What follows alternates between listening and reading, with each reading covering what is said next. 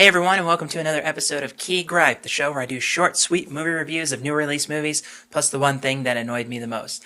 And today I'm going to be talking about Deadpool. Yes, the movie that no one thought would actually ever get made was finally made. Now, it was made for a lot less than it probably should have been made for, but, hindsight's 2020, especially now that it's become one of the highest grossing comic book movies of all time. Not to mention that it's broken the record for worldwide box office for an R-rated movie. So that's something. Unseating Passion of the Christ of all movies. Sort of a weird if you kind of think of those two movies together. But anyway, that's a different discussion entirely. So, what is Deadpool about? So if you're not familiar with the comic, Deadpool is a Marvel property. He is one of the characters who's kind of, in there with the X-Men, typically because he's considered a mutant in a sense. But basically, he's more commonly known as the Merc with the Mouth. He's a guy who has quite a wit about him. He's a real smartass, causes a lot of trouble, but he's also a hell of a fighter, and he can't die. Well, he can die, but it's really, really hard to kill him. He can get limbs chopped off, he can get his head chopped. I mean, he can get all sorts of, he can just get blown up and he's still cranking. So that just makes him all the more annoying for certain people. The movie, though, is basically, opens with Deadpool, chasing down a bunch of bad guys. He's looking for someone specific. And, one of the cool things about Deadpool is he breaks the fourth wall. So, right off the bat, he's like, so you're probably wondering why I'm killing all these guys and impaling. You thought I was supposed to be a superhero. Well, here's why you shouldn't think that. And it goes into his backstory of, he was, sort of a small-time mercenary, helping out, people who, needed some kind of protection. And ultimately he meets this woman and, they hit it off and fall in love. And he finds out that he has cancer. And when he finds this out, somebody comes to him and basically says, we have a way that we can cure your cancer and make you, even more, amazing than you are now. So he decides to kind of leave his girlfriend behind and go do this treatment. Well, it turns out that this treatment is not actually just a cure that he can do. It's actually, these people who are trying to find mutants and use them kind of as slaves. And so, Deadpool is one of those people that they try to get the mutant gene, get him to, really harness that mutant gene, and then he'll basically be their slave. And the guy in charge of this program, his name is Ajax, also known as Francis. But Ajax basically doesn't feel any pain. He doesn't feel anything, basically. So just a normal man. But basically, Deadpool is able to, or Wade Wilson, this is before he's Deadpool, he, is able to escape from this program, but he doesn't get Francis, so his mission is to, get back the girl and also to get Francis and, kill him for, basically turning him into this, because at this point he's completely just deformed and scarred, so, his situation has significantly changed from before, but he is an extremely great fighter. He can't die, he can regenerate and all this, so he's a force to be reckoned with.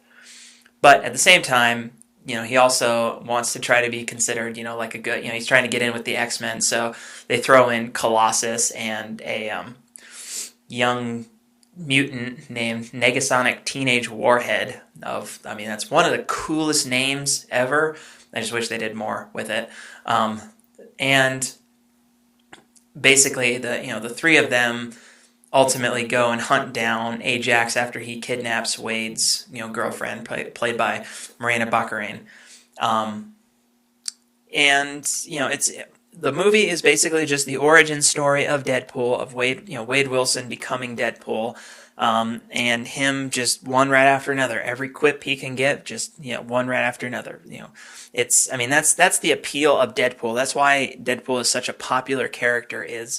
He's funny, he's dirty, he's raunchy, he's basically a comedy of comics, and it's awesome that we have a character like that who can do everything that Wade Wilson can do, because everything he's in makes it all the more entertaining. And the idea of them making a movie had both its positives and negatives, because to see a character like Deadpool on screen, the real Deadpool, not the one that we got in Wolverine Origins, but the real hard R Deadpool character that we were hoping for. This is finally the movie. Tim Miller and Ryan Reynolds were able to give us the Deadpool movie that we really were looking for. Does that mean it's perfect? No. And I'll actually get into it in my key gripe. But basically, this movie fits into the X-Men universe, but at the same time, it is almost like Deadpool himself, just this kind of like petulant child constantly harassing the X-Men. So it's something that's in the X-Men universe, but it's sort of like the redheaded stepchild of the X-Men universe. And that's just the way that Deadpool is. Even in the comics, Deadpool sometimes works with the X-Men, but a lot of times is more just that annoying thing that, they want to fight off with a hose of all things just to get rid of him. And the beauty of this movie is that, it certainly captured the spirit of Deadpool, and Ryan Reynolds is by far the highlight of this movie when it comes to bringing the character of Deadpool to life. They say he was born to play the role. I don't know if that's true. I think he was born Deadpool.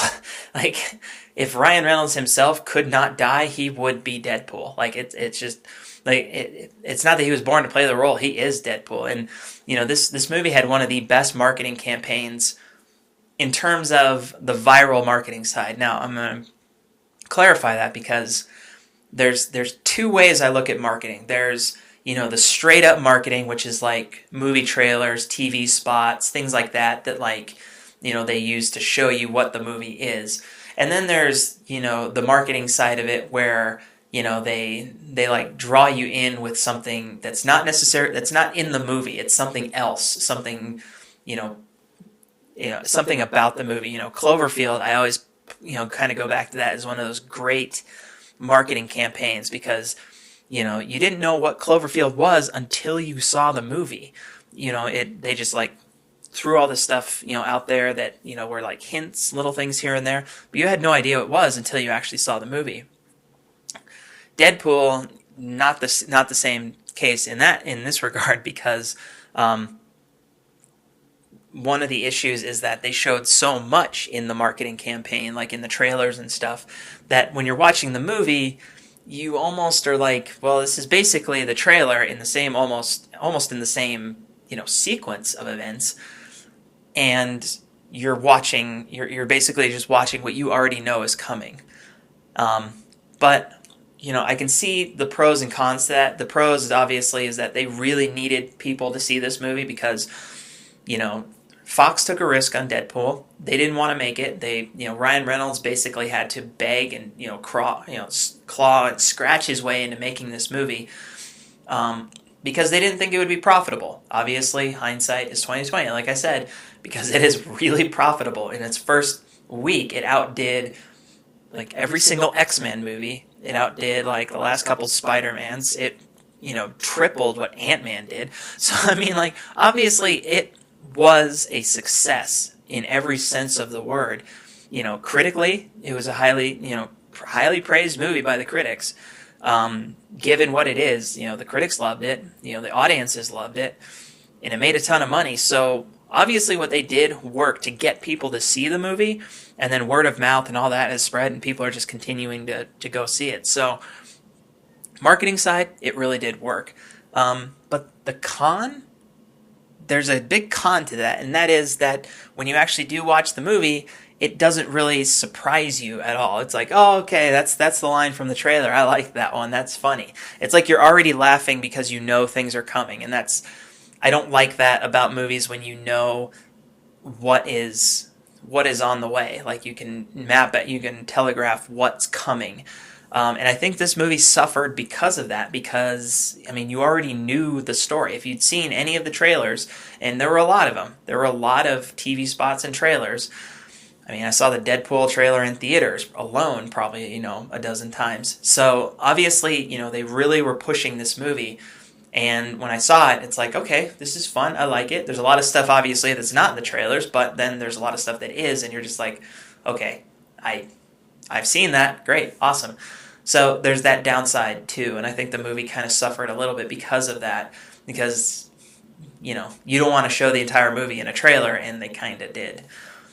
But that's not my key gripe. That's something that, it's really more of a studio decision, and considering the risk that this movie was, it doesn't surprise me that they would do something like that. But I do have a key gripe, and it is about the movie itself, which is that the movie itself did not take a risk. And this kind of goes into, like when I talked about Star Wars. They didn't really take the risks, and they did that on purpose, and the same thing goes here, but I think in this one, it hurt even more because when I say they didn't take a risk, the story is completely mundane origin story. You could plug in Wolverine and there it is. It's basically the same kind of character. You have the revenge plot against the person who created him. You have the love interest that he has to save at the end, the damsel in distress. You have the sidekicks. You got T.J. Miller playing Weasel. You got Colossus. You got Negasonic Teenage Warhead. You got the blind lady, who's pretty funny. Watching the blind lady put together the IKEA furniture is really funny. But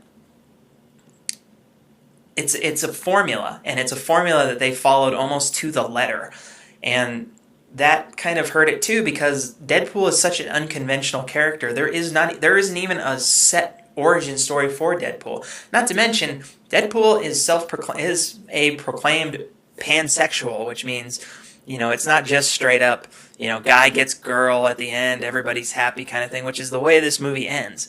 The movie ends in such it's so very safe. The movie is so safe, and I understand why they did it, but that doesn't mean I like it. In fact, I think it hurt because Deadpool is not a safe character. Deadpool is supposed to be unpredictable and, wacky and like break the fourth wall and just completely break convention entirely. And as much as they did that, as much as they pushed the zaniness and the wackiness of Deadpool, they still stuck to that convention. And by the end of the movie, it's like, it's funny. It's an entertaining, really fun, entertaining movie. But at the same time, it's also, you could throw it in with any other origin story, the Daredevils of the world, or the, Wolverine origins. I want to talk about, it's the same kind of thing. It's like a guy looking for revenge, fights his enemy in some big, battle scene. It's all very, very structured and very typical. So I thought that hurt the movie quite a bit, actually.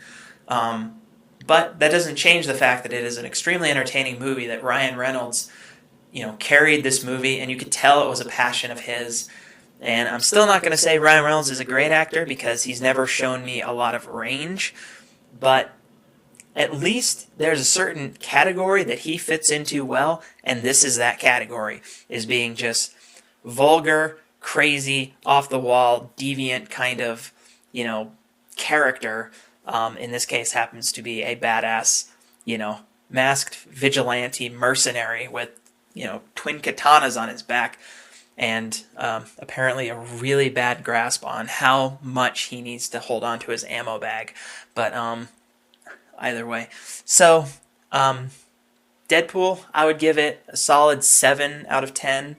Like I said, very fun in terms of like where it fits in, the X-Men universe, because I'm not going to I can't compare it to Marvel, because, the Marvel Studios versus X-Men, those are two completely different, philosophies in general. So I can't really compare the two, but in terms of like the X-Men world, I certainly rank it, high enough. It's one of those that, I enjoyed it a lot, but I know that there are things about it that I just can't see past, and a lot of it has to do with the story, with the structure of it, that, they couldn't, it feels like they left a lot on the table, and I know that there's a reason they did that, because they had to play it safe, because if they went too crazy and it flopped, then they're out of, not a lot of money, but they're still out money, whereas, they kept it fairly safe, still were plenty vulgar. They got the R rating they wanted, and we got, the Deadpool movie we have now. So, but I feel like they certainly could have pushed that envelope quite a bit more. So, that's my review of Deadpool. Thanks a lot for watching Key Gripe, and I hope to see you next time.